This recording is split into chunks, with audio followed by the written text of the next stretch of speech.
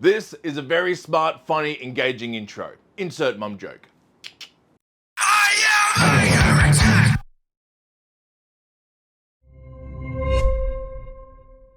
So I rocked my own boat and started painting Gundam models. The jump in size, detail, and the fact that everything is a flat panel had me pretty shook. So much so that in my procrastination, I started to look at the difference between all the modeling hobbies. And what I started to find is each little segment of the hobby, be it Warhammer, bust painting, Gundam, historicals, or scale modeling, had their own little ecosystems. Things like edge highlighting for Warhammer, panel lining for Gundam, and fiddling with people's grandfathers if you're into historicals. They all had a different mentality behind the what, why, and how they were creating. These are going to be some pretty broad generalizations, and there's always exceptions to the rule. But it seems like Gundam painters want to recreate the detail with as much precision as possible. Historicals want historical accuracy, scale modelers are somewhere between the two. Warhammer players just want something that feels like a kick-ass menacing force, and bust or large-scale painters, who are arguably the most creative, just want to capture an emotion. But what happens when some of these worlds collide? Now we have the first few Gundam Assemble models released into the wild. We're at the beginning phase of fuck around and find out. If you don't know, Gundam Assemble is a tabletop skirmish miniatures game produced by Bandai using their Gundam IP. Which means we have mobile suits roughly the same size as Warhammer models. But do you know what else Gundam Assemble has that Warhammer doesn't? A push-fit system that actually works? No, but yes. An outreach program that supports its creators? No, but also yes. Oh, I know, a pricing structure that reflects the actual cost of production instead of internal inflation, along with arbitrarily set prices because something is cool, therefore making a single miniature the same price as a unit of 10 that's the same size. I forgot what I was going to say. Just roll the painting footage and we'll talk later. So what are we actually doing here? Well, I'm glad you didn't ask. We're going to do something between cell shading and pop art. And to kick it off, we're jumping straight into Terrestrial Titan. The style that I have in my head for this has almost no real-world relevancy. Which means while we can relate some ideas to what we're used to in traditional miniature painting, it's not really going to be anything more than abstract. In fact, the only way I can actually think to explain this idea is 3 planes of color. Everything on the stage right, which is your left, is going to be purple, and that's where we're starting with. If you really wanted to apply the idea with some kind of theory behind it, you could think about light that isn't obstructed. And that is purely in thought of placement. But now that we're picking up Diabolic Plum for the next step, we can get back to some kind of normality. Because this is just highlighting. We're still going to be working inside the 3 normal shades that we generally work with something dark, medium, and light. And this time around, you absolutely want the hard lines between each layer. Which means we're laying down those paints just like shingles on a roof. Every time you go up a layer, you're going to leave the previous layer showing just that little bit. The only thing that I can really think of that can explain the idea of what we're aiming for, or what I was aiming for here, is a stained glass window. And you'll see what I mean by that when we come back and do the tidy up. A lot of miniature painters are going to have trouble with these kind of models because they are so incredibly boxy. There is not a single organic shape anywhere across these models.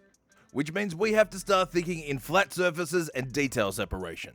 Unless you wanted to do a gradient on every single panel. So all that we're really going to do right now is follow the guides that we set down with that Terrestrial Titan. And trying to keep in mind that each panel is a separate part, so we want to keep that detail separation intact. That's going to be a big thing here.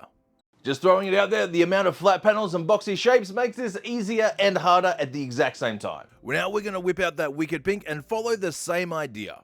Shingles on a roof, hard layer lines, detail separation.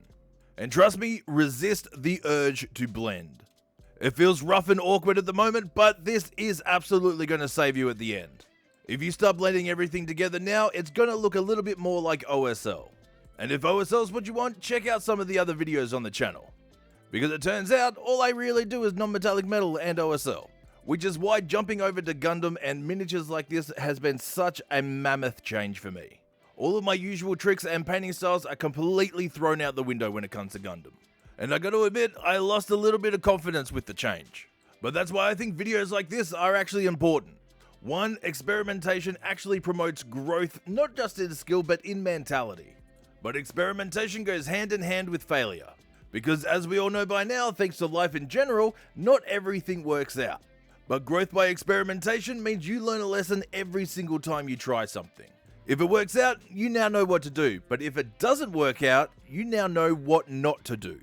And then every now and again, you get a little bit of Bob Ross and you create that happy accident. Now that the pinks and purples are done, we're going to take Hydra Turquoise and do a similar thing from the opposite side. Remember, the original idea is working with 3 planes of light or 3 planes of color.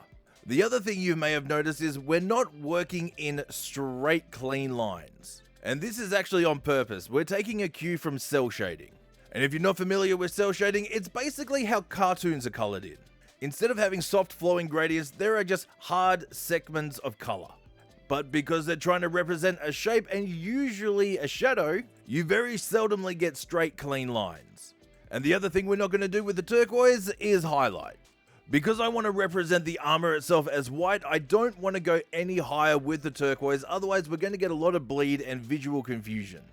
But not in a good way. It'll all just start to mush together and we will lose all of that detail separation.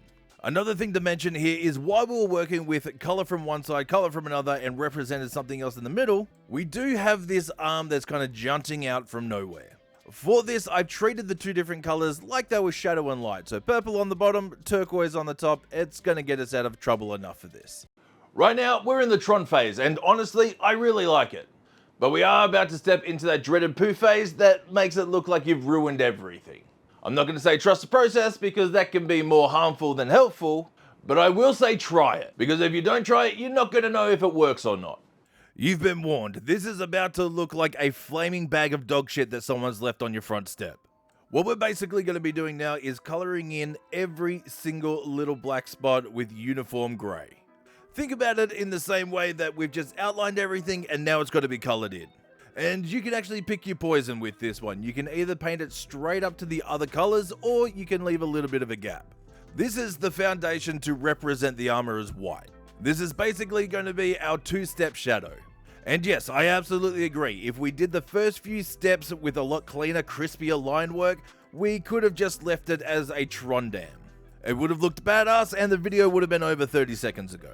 Which, considering how absolutely average the end result turned out, we may as well have just have done that. Also, spoilers, this isn't the best thing in the world.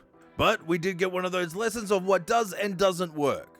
What does work is the concept, but what doesn't work is me. But I've been putting in some solid work since I finished filming this video, and the next video we're actually onto something pretty wild. So if you haven't done so already, make sure you hit subscribe so you don't miss anything. Now seems to be as good a time as any to mention that I am a member of the Army Painter Factory team. So just about everything I use to paint miniatures is produced by them.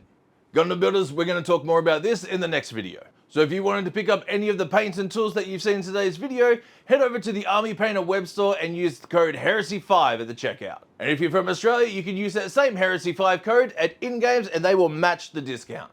All the links are in the description. Now, just like when we were painting all the pinks and purples in, we're going to use that same idea with the white on top of the grey. The uniform grey has already blocked in all of the sections that we're after. And now we're going to come in with our pure matte white and cover somewhere between half to 2/3 of those grey panels. Now, white can be fairly tricky to paint on with a brush, so take it slow, don't worry so much about one coat coverage, and just make sure that you're not creating a texture. All of these spots do look a little rough, but I'm going to come in with a second layer just to clean it all up and bring up that opacity. The uniform grey layer is going to give us a pretty good starting point, but you still just want to take your time with this one. And again, you're going to notice some of these big sweeping shapes that aren't just straight lines. And again, we're coming back in with a tidy up, so don't worry too much if you do splodge over a touch. Absolute worst case, you have to come back in with a different color and clean it up. And I did warn you, we are in the poo phase. It is really easy to lose your nerve here and just quit everything. This video almost didn't make it out because of that exact feeling. But if I can jump on here and make an ass out of myself in front of potentially 100,000 people, there is nothing stopping you from trying this at home. Even if you don't try out this exact scheme, try something. Look for something new, come up with an idea, and just give it a go. If you fail and you don't want anybody to see it, you don't have to show them. And this video is here specifically to drive that point home. Theoretically, as a content creator, I should only be showing you the home runs. But that's just not realistic. We're finally on that home stretch now, fam. All I'm doing here is creating more detail separation. With a sharp tip brush, I'm just going to come in and create lines of separation between every single color break. This is going to clean up some of those edges and a little bit of that color spill, as well as giving it all that extra separation. This is where it starts to look like that stained glass window. So what's our final thoughts on this? Personally, the concept is there, but the execution is still off. But you are damn skippy that I'm going to try it again. Drop a comment below and let me know if this is something that you'd give a shot.